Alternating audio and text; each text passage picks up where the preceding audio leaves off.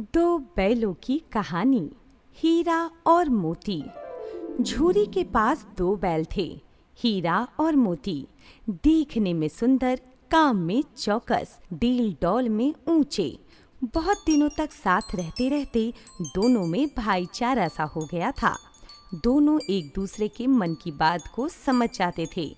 कभी कभी वे दोनों आत्मीयता की भाव से सींग भी मिला लिया करते थे। नाद में खली भूसा पड़ जाने के बाद दोनों एक साथ उठते, साथ नाद में मुंह डालते और साथ ही बैठते थे। यदि एक मुंह हटा लेता था तो दूसरा भी हटा लेता था। इतना प्रेम था दोनों में। झूरी भी उन दोनों बैलों से बहुत प्यार करता था और उन्हें घास और चारा देता था। ये लो हीरा और मोती। एक दिन झूरी ने अपने बैलों को अपने साले गया को कुछ दिनों के लिए दे दिया। अरे जल्दी क्यों नहीं चलता? अरे चल दोनों। हीरा, ये हमें कहाँ ले जा रहे हैं? लगता है हमें बेच दिया गया है मोती, और अब हम अपने नए मालिक के घर जा रहे हैं। पर क्यों? मालिक को हमारी इतनी मेहनत से काम नहीं चलता था तो और काम करवा लेते। हमें तो मालिक की सेवा में मर जाना ही मंजूर था, लेकिन उन्होंने इस जालिम के हाथों क्यों बेच दिया? चल जल्दी चल, जल्दी चल।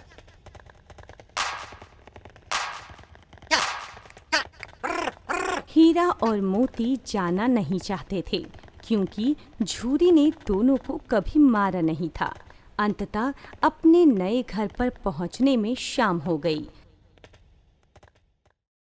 दिन भर के भूखे थे, लेकिन नाद में एक ने भी मुंह नहीं डाली।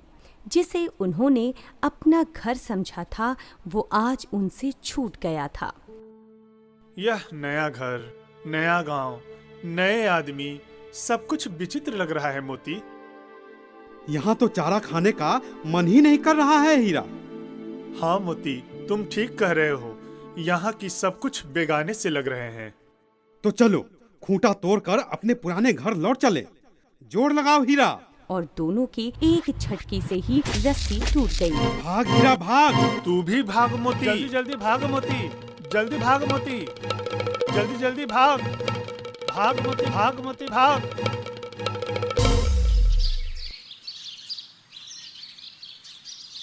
झूरी प्रातःकाल सोकर उठा तो देखा हीरा और मोती दोनों चरनी पर खड़े हैं। आहा, मेरे हीरा और मोती लौट आए दोनों। और झूरी ने दौड़कर उन्हें गले लगा लिया। हीरा और मोती के लौट आने का समाचार फैलते ही गांव के लड़के जमा हो गए। तालियां बजा बजा कर उनका स्वागत करने लगे। अरे वाह, क्या बात है! हमें दोनों पशुओं का सम्मान करना चाहिए। ये लो रोटियां खाओ, ये गुड़ भी ले लो। अरे ऐसे बैल किसी के पास ना होंगे। हाँ हाँ, इतनी दूर से दोनों अकेले ही चले आए। ये बैल नहीं, उस जन्म के आदमी रहे होंगे। परंतु झूरी की पत्नी यह सब देखकर जल भुन गई। कैसे नमक हराम बैल हैं। एक दिन भी वहाँ काम नहीं किया और भाग खड़े हुए। नमक हराम क्यों कहती हो? चारा दाना न दिया होगा तो क्या करते? अरे हाँ हाँ, बस तुम ही तो बैलों को खिलाना जानते हो। बाकी लोग तो पानी पिला पिला कर रखते हैं। इन कामचोर को सूखे भूसे के सिवा कुछ न दूंगी, समझे? यह कहकर झूरी की पत्नी वहाँ से चली जाती है। तब झूरी ने अपने नौकर से कहा, थोड़ी सी खली क्यों नहीं डाल देते हो? अरे ना ना, मालकिन मुझे मार ही डालेगी। अरे उसे पता ही नहीं चलेगा। अरे ना दादा, पीछे से तुम भी उन्हीं के जैसे कहोगे। अगले दिन झूरी का साला गया फिर आया बैलों को ले जाने के लिए। इस बार उसने दोनों को गाड़ी में जोता। हीरा, मैं चाहता हूँ गाड़ी को खाई में ढकेल दूं। नहीं मोती, ऐसा करना ठीक नहीं है। हीरा, तुम मुझे कुछ करने ही नहीं देते हो। अरे जल्दी क्यों नहीं चलता? चलते चलते शाम हो गई। घर पहुंचकर गया ने फिर वही रूखा सूखा भूसा डाल दिया। अरे फिर वही रूखा सूखा भूसा। हीरा, मैं भूखा रह लूंगा पर ये नहीं खाऊंगा। तभी एक छोटी सी लड़की 2 रोटियां लिए निकली। तुमने कुछ खाया नहीं, ये लो, तुम्हारे लिए रोटियां लाई हूँ। वो लड़की भैरों की थी। उसकी अपनी माँ नहीं थी और उसकी सौतेली माँ उसे हमेशा मारते रहती थी। हर रात वही बालिका उन्हें 2 रोटियां खिला जाती थी। इन 2 रोटियों से उनका पेट तो नहीं भरता था, परंतु उनके दुखी मन को अवश्य शांत करता था। दोनों दिन भर खेतों में जाते और खूब डंडे खाते, फिर शाम को उसी स्थान पर बांध दिए जाते थे। हीरा और मोती की आंखों में और उनके रोम रोम में विद्रोह भरा हुआ था।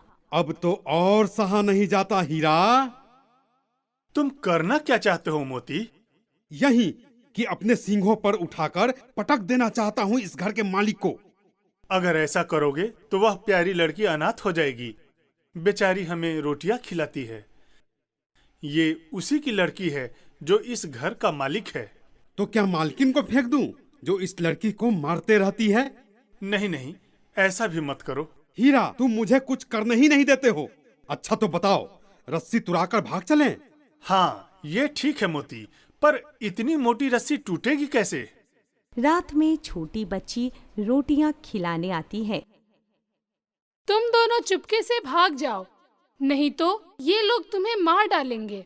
वे लोग तुम्हारे नाकों में नाथ डाल देंगे। मैं तुम्हें खोल देती हूँ, भाग जाओ। अरे भागो। अब चलते क्यों नहीं हीरा? भाग तो जाएंगे मोती, पर इस बच्ची पर संकट आ जाएगा। सब इसी पर संदेह करेंगे। अरे जाओ, भागो। भाग हीरा भाग। दोनों बैलों को भगाने के बाद छोटी बच्ची बोलती है, दोनों फूफा वाले बैल भागे जा रहे हैं। दादा दादा, दोनों बैल भागे जा रहे हैं।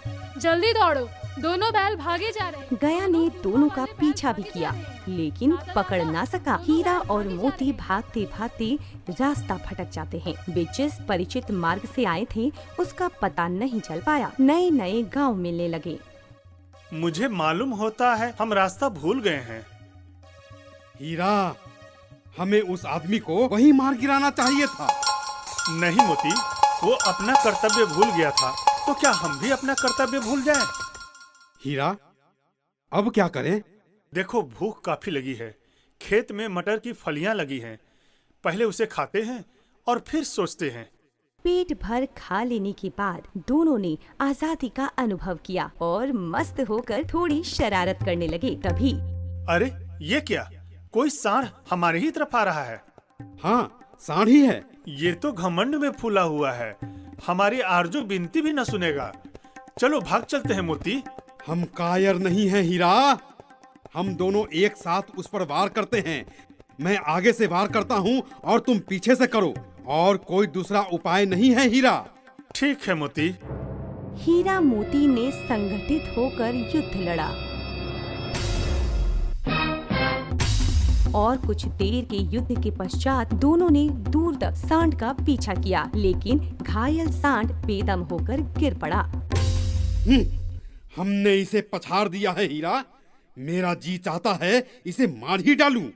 नहीं मोती, घायल शत्रु पर वार नहीं करना चाहिए। नहीं हीरा, दुश्मन को ऐसा मारना चाहिए कि फिर ना उठे।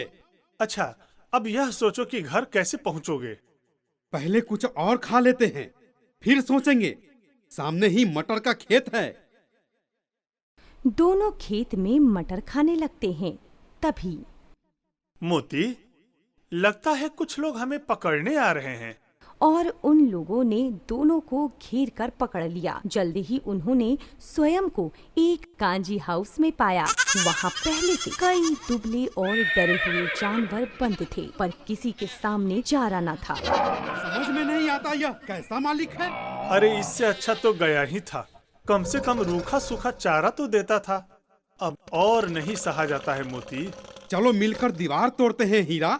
मोती तुम तोड़ो, मुझ में अब दम नहीं बचा है। मोती दीवार तोड़ने की कोशिश करने लगता है। बाड़े की दीवार कच्ची थी। मोती अपने नुकीले सींग से दीवार पर वार करने लगा। तभी कांजी हाउस का चौकीदार उसे यह करते देख लेता है। अरे दीवार तोड़ता है, रुक अभी तुझे सबक सिखाता हूँ। और दोनों बैलों को डंडे से मार मार कर मोटी रस्सी से बांध दिया। क्या फायदा हुआ, मार भी पड़ी और बांध भी दिए गए। मैं तो जोर मारता ही रहूंगा, चाहे कितने ही बंधन पड़ते जाएं। जान से हाथ धोना पड़ेगा। हीरा, कोई परवाह नहीं, वैसे भी तो मरना ही है। सोचो, अगर दीवार टूट जाती तो कितने भाइयों की जानें बच जाती। किसी की देह में जान नहीं है। 2-4 दिन यही हाल रहा तो सारे मर जाएंगे। हाँ, यह बात तो है। अच्छा चलो, मैं भी जोर लगाता हूँ। 2 घंटे के प्रयास के बाद जानवरों के भागने लायक दीवार गिर गई। दीवार गिरते ही अधमरे से पड़े हुए जानवरों में जान आ जाती है।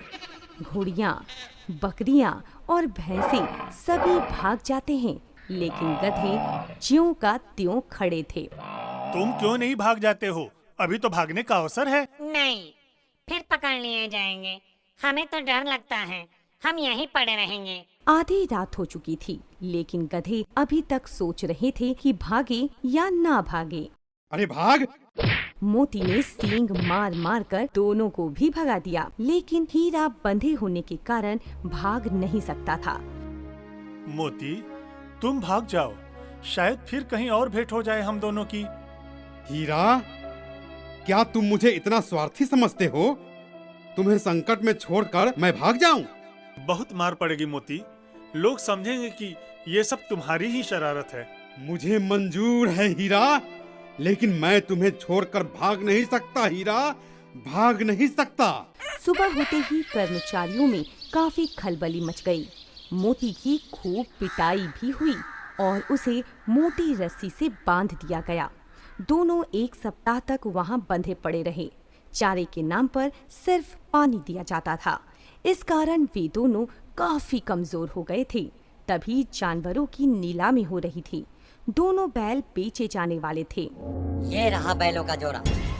अरे ये तो हड्डी का ढांचा मात्र रह गया है, लेकिन कोई बात नहीं, मुझे यही चाहिए। दोनों बैल जान चुके थे कि वो आदमी उन्हें क्यों खरीद रहा है। नीलामी के बाद दोनों डरे हुए जानवरों को वो ले जाने लगा। गया के घर से हम बेकारी भागे थे हीरा, अब तो हमारी जान भी नहीं बचेगी, हमें मार दिया जाएगा। कहते हैं भगवान सबके ऊपर दया करते हैं। एक बार उन्होंने नन्ही लड़की के रूप में हमें बचाया था, क्या अब नहीं बचाएंगे? यह आदमी छुरी चलाएगा, देख लेना। तो क्या चिंता है, मांस, खाल, सींग, हड्डी सब किसी न किसी के काम आ जाएंगे। कई घंटों तक वे चलते रहे। तभी अरे, ये सड़क जानी पहचानी सी लगती है मोती। गया इसी रास्ते से हमें ले गया था। वही खेत, वही बाग, वही गांव और वही कुआं। इसी कुएं पर हम लोग पूर चलाने आया करते थे। हमारा घर नजदीक आ गया है हीरा। दोनों की सारी थकान और दुर्बलता गायब हो गई और दोनों ने झटक कर रस्सी तोड़ दी। फिर बछड़ों की भांति घर की ओर दौड़े और इस तरह अपने घर पहुंच जाते हैं, जहां झूरी घर के पास धूप सेक रहा था। हीरा और मोती, आ गए तुम? झूरी दौड़कर उसे बारी बारी से गले लगाने लगा। तभी दाढ़ी वाला खरीदार बैलों की रस्सियां पकड़ लेता है और कहता है, ठहरो, ये मेरे बैल हैं, मैंने इन्हें नीलामी में खरीदा है। अरे चुपके से चले जाओ, ये मेरे बैल हैं। मैं बेचूंगा तब तुम्हारे होंगे। किसी को भी मेरे बैल नीलाम करने का क्या अधिकार है? मैं पुलिस को बुलाऊंगा। अरे जाओ। रस्सी मुझे दो। अरे जाओ इस जाओ। पर मोती ने भड़ककर उस पर सींग से वार किया और उसे मारने के लिए पीछा करने लगा। तुम बहुत पछताओगे। बचाओ, बचाओ, मैं पुलिस को बुलाऊंगा। चोर डकैतों, बचाओ, बचाओ। मोती ने उसे दौड़ाकर गांव से बाहर कर दिया और फिर विजयी भाव से वापस अपने घर की ओर लौट आता है। अब नहीं आएगा, और आएगा तो दूर से ही खबर लूंगा। हमारी जान को कोई जान ही नहीं समझता, इसलिए कि हम इतने सीधे हैं हीरा। झूरी नादों में चारा पानी देकर दोनों को सहला रहा था। तभी झूरी की पत्नी दौड़ी दौड़ी आई। आ गए मेरे हीरा और मोती। और दोनों के माथे को चूम लिया।